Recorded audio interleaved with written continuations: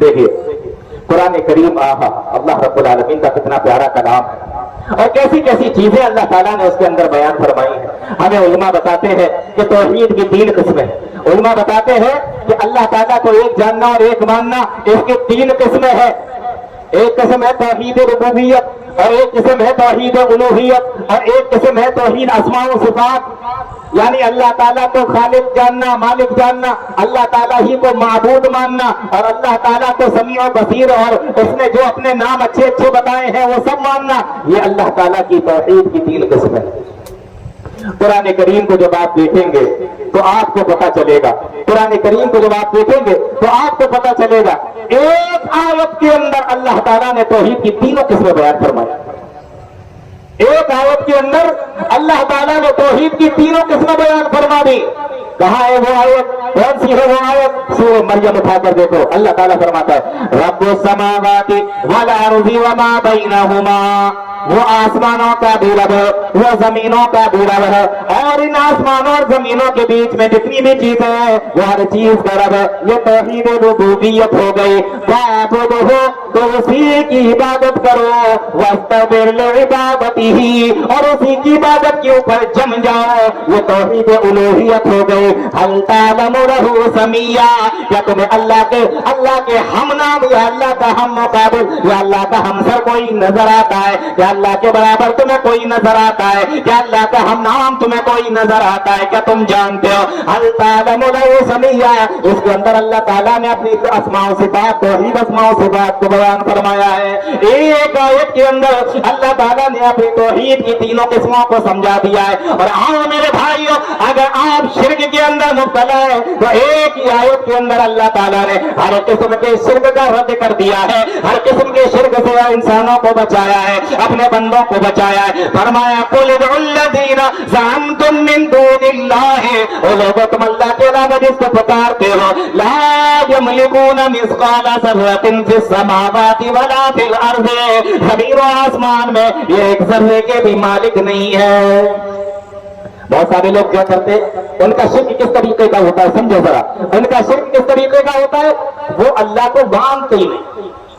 پہلی قسم کا شرک، اللہ کو مانتے ہی نہیں، کہتے اللہ کو ہم نہیں مانتے، بلکہ زمین و آسمان کسی اور کا ہے، بنایا کسی اور نے ہے، اس کا خالق مالک کوئی اور ہے.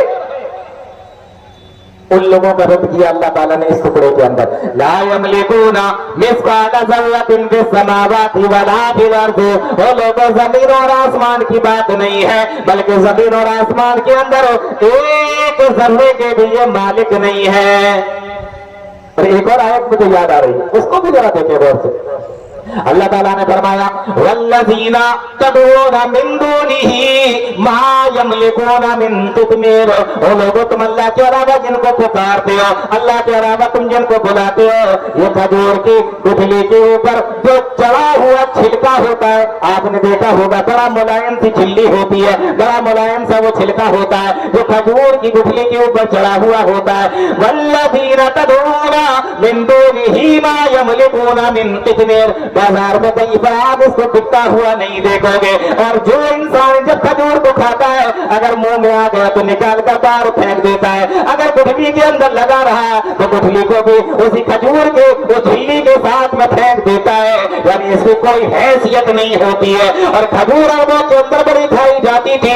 اللہ تعالیٰ نے اسی کی مثال دے کے وہ فرما دیا والذین تدعون من دونہ ما یملکون من قطمیر. اور لوگوں بڑے سے بڑے تم جن کو اپنا بڑا سمجھتے ہو، تم اللہ کے علاوہ جن کو پکارتے ہو، یہ کھجور کے گٹھلی کے اوپر چڑھے ہوئے جھلی کے اور چھلکے کے بھی مالک نہیں ہے.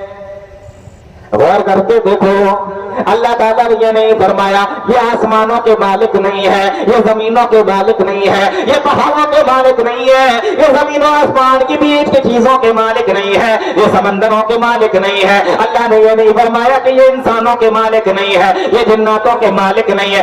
کیوں نہیں فرمایا؟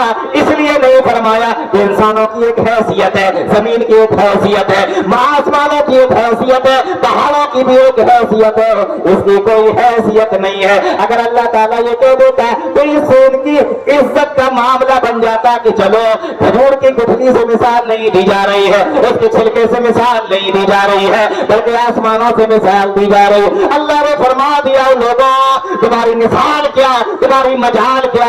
ये आसमान और जमीन तो बहुत बड़े बड़े हैं, ये इंसान तो बहुत बड़े हैं, ये पहाड़ तो बहुत बड़े हैं, ये अतनासी खजूर के ऊपर चढ़ी हुई झिल्ली के भी तो ये मालिक नहीं है। इस उनकी बेइज्जती को दिखाना और उनकी जिल्लत को दिखाना मकसद है, इतनी सी चीज के तो ये मालिक नहीं।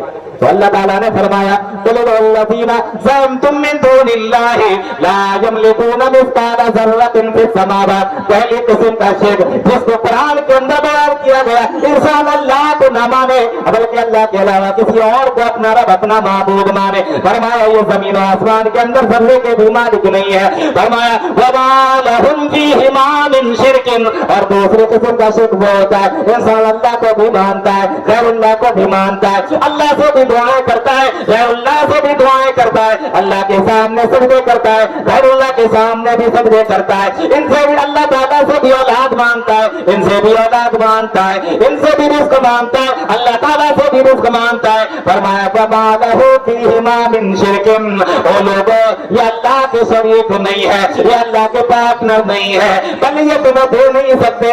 तुम्हें क्या लगता है ये अल्लाह के पार्टनर है, अल्लाह भी देगा ये भी देंगे, ये बराबर के साथी है, बराबर के साथी है। फरमाया ऐसा भी नहीं है।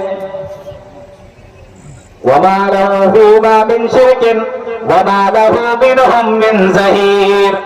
और बहुत सारे लोग क्या समझते हैं कि मालिक तो अल्लाह ताला है, लेकिन बाकी के जो बाबा हैं और फलाने हैं और ठिकाने हैं ये सारे अल्लाह ताला की मदद करने वाले, अल्लाह की हेल्प करते हैं। जिस तरीके से कंपनी का मालिक एक आदमी होता है और उसके अंदर में बहुत सारे लोग काम करते हैं, माल बनाते हैं, मशीन चलाते हैं और माल बना बनाकर अपने मालिक को फायदा पहुंचाते हैं और मालिक खूब मालदार होता चला जाता है, ऐसे ही अल्लाह ताला की भी हेल्प करते होंगे। फरमाया वमा लहू मिनहुम मिन ज़हीर। हर तरह के शिर्क का रद्द अल्लाह ताला ने इस आयत के अंदर कर दिया और तौहीद की तीन किस्मों को एक ही आयत के अंदर अल्लाह ताला ने बयान फरमा दिया। मेरे भाइयों, हज़रत नूह अलैहिस्सलाम से लेकर क़यामत तक के सबसे बड़ा फितना जिसको बताया जाता है, वो सबसे बड़ा फितना है वो शिर्क है। और देखो दुनिया की बड़ी से बड़ी आबादी को देख लो आप, कितना शिर्क के अंदर मुब्तला है, इस फितने के अंदर मुब्तला है। और ताज्जुब की बात यह है कि इस फितने को कितना समझती है।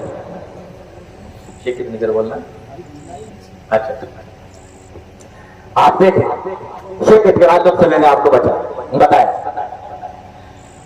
हमें कितनी फिक्र होना चाहिए अपने आप को इससे बचाने के लिए, हमें कितनी फिक्र होना चाहिए दूसरों को भी इससे बचाने के लिए, अपने बीवी और अपने बच्चों को भी इससे बचाने के लिए।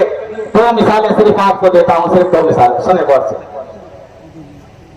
पहली मिसाल कुरान करीम के अंदर अल्लाह ताला ने उसको बयान फरमाई, हजरत याकूब अलैहिस्सलातु वस्सलाम है। अल्लाह अम कुंतुम शुहदा इज़ हज़रा याकूबल मौत इज़ क़ाला लिबनीहि मा ताबुदून मिन बादी। याकूब अलैहिस्सलातु वस्सलाम की मौत का वक्त है, उनकी वफात का वक्त है। याकूब अलैहिस्सलातु वस्सलाम बूढ़े हो चुके और उनके चल चलाव का वक्त आ गया, उनकी मौत का वक्त आ गया।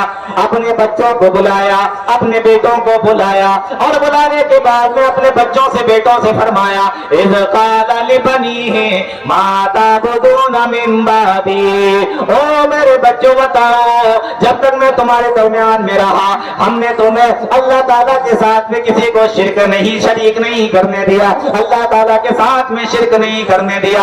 ओ मेरे बच्चों बताओ, जब मैं दुनिया से चला जाऊंगा बताओ किसकी इबादत करोगे? मेरे सामने तो तुम अल्लाह ताला की इबादतें किया करते थे, सजदे उसके सामने करते थे, नज़र नियाज़ उसके लिए करते थे, दुआएं उससे मांगा करते थे। बताओ मेरे जाने के बाद में तुम ये सारा काम किसके लिए करोगे? बच्चों का जवाब सुनने से पहले एक बात मैं आपको बता देना चाहता हूं। ठीक है, बच्चों का जवाब बताने से पहले जो बच्चों ने जवाब दिया वो जवाब बताने से पहले मैं आपको एक बात बता देना चाहता हूं। हमारे यहाँ जब बच्चे छोटे होते हैं हम देखते हैं कि माँ बाप उनको समझाते हैं, लेकिन जैसे ही बच्चा जवान हो जाता है, बड़ा हो जाता है, तो माँ बाप उनको समझाना बंद कर देते, माँ बाप उनको समझाना बंद कर देते। मुझे ये बताइए कि आपकी जिम्मेदारी खत्म हो गई सिर्फ इस वजह से कि आपका बच्चा अब बड़ा हो गया है, अब आप उसको दीन के ताल्लुक से कुछ नहीं कह सकते, आप दीन के ताल्लुक से उसको कुछ नहीं बता सकते, ये आपकी जिम्मेदारी खत्म हो गई? नहीं, आपकी जिम्मेदारी खत्म नहीं हुई है। आप वालिद है, वो आपकी औलाद है। जहन्नम से अपने आप को बचाना और अपनी औलाद को बचाना ये आपकी जिम्मेदारी है और आपको ये जिम्मेदारी अदा करना पड़ेगी। गौर करके देखो, जब याकूब अलैहिस्सलाम पूरे हो चुके हैं, उनके इंतकाल का वक्त है, चलचलाव का वक्त है, वफात का वक्त है, तो बच्चे क्या उनके छोटे छोटे होंगे या जवान होंगे? बोलो। बाप बूढ़ा है तो बच्चे जवान होंगे ना। अब वो भी सोच लेते कि क्या करना है, मुझे बच्चे जवान हो गए, खुद से देखेंगे, खुद से समझेंगे, खुद से सोचेंगे, हमें क्या करना। ऐसा नहीं है।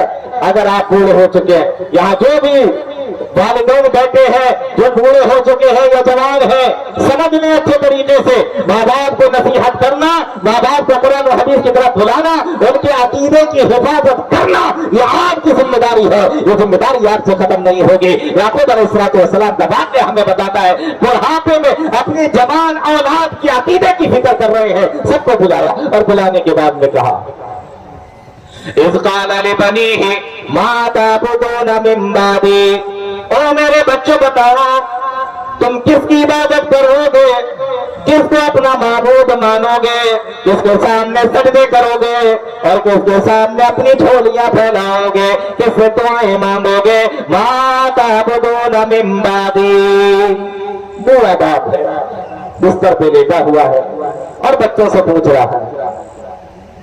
हमारे यहाँ भी नसीहतें की जाती हैं, वसीयतें की जाती हैं। चल चलाओ का वक्त होता है तो क्या वसीयतें करते हैं? जमीन मेरी कहाँ पर है, मकान मेरे कौन कौन से हैं, मकान के कागज कहाँ रखे हैं, जमीन के कागज कहाँ रखे हैं, बैंक के अंदर कितना पैसा जमा है, मेरी किस किस से लड़ाई है, मेरे जाने के बाद तुझे किससे नहीं बोलना है, मेरे जाने के बाद तुझे किससे कर्जा लेना है, मेरे जाने के बाद तुझे कर्जा किसको देना है, किसको नहीं देना है, सारी बातें होती है। क्योंकि चलाओ का वक्त नहीं होती बातें तो दीन की नहीं होती, फिक्र दीन की नहीं होती, ना अपने घर वालों की। लेकिन याकूब अलैहिस्सलाम को देखो, आखिरी वक्त में क्या बातें कर रहे हैं। मैं बात को मुख्तसर कर रहा हूं और हजरत याकूब अलैहिस्सलाम के हवाले से बात करता हूं। फरमाया, इज़ क़ाल लिबनीहि मा तअबुदून मिन बादी, ओ मेरे बच्चों बताओ क्या करोगे, किसकी इबादत करोगे। फरमाया, कालू, बच्चों का जवाब सुन लो मेरे भाइयों, ओ नौजवानों तुम मिसरा गौर से सुन लेना। फरमाया, कालू नाबुदु इलाहका व इलाह आबाइका इब्राहीम व इस्माईला व इसहाका इलाहन वाहिदा।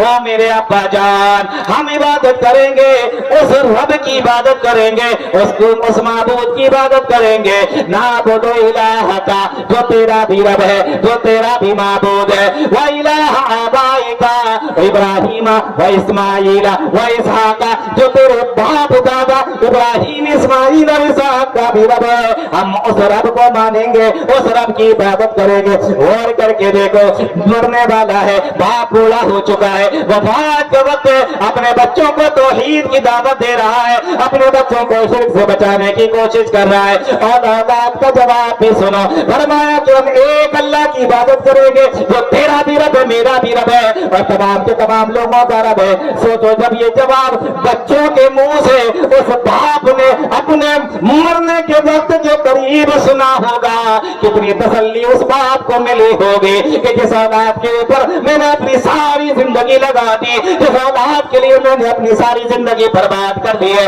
जिस औलाद के लिए, जिस औलाद के अकीदे को सही करने के लिए मैंने अपनी सारी जिंदगी लगा दी है, आज वही औलाद ने कैसे कलेजे को मेरे ठंडा किया है, आज उस औलाद ने मेरे दिल को कितना ठंडा किया है। अब मैं आराम से मर सकता हूँ, अब मुझे कोई टेंशन नहीं है। मेरी औलाद ने मुझे जवाब दे दिया, कितना सुकून मिला होगा, कितनी तसल्ली मिली होगी। और ये उसी बात को मिल सकती है जो अल्लाह ताला के दीन पर चलने वाला होगा, अपनी फिक्र करने वाला होगा, अपनी औलाद की फिक्र करने वाला होगा।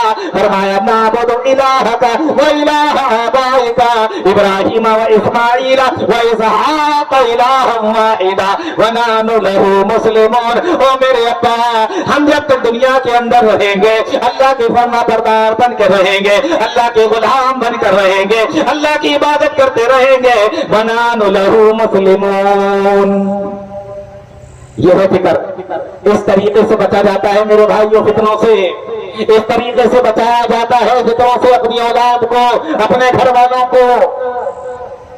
فتنوں سے بچنے کا طریقہ کہاں ملے گا؟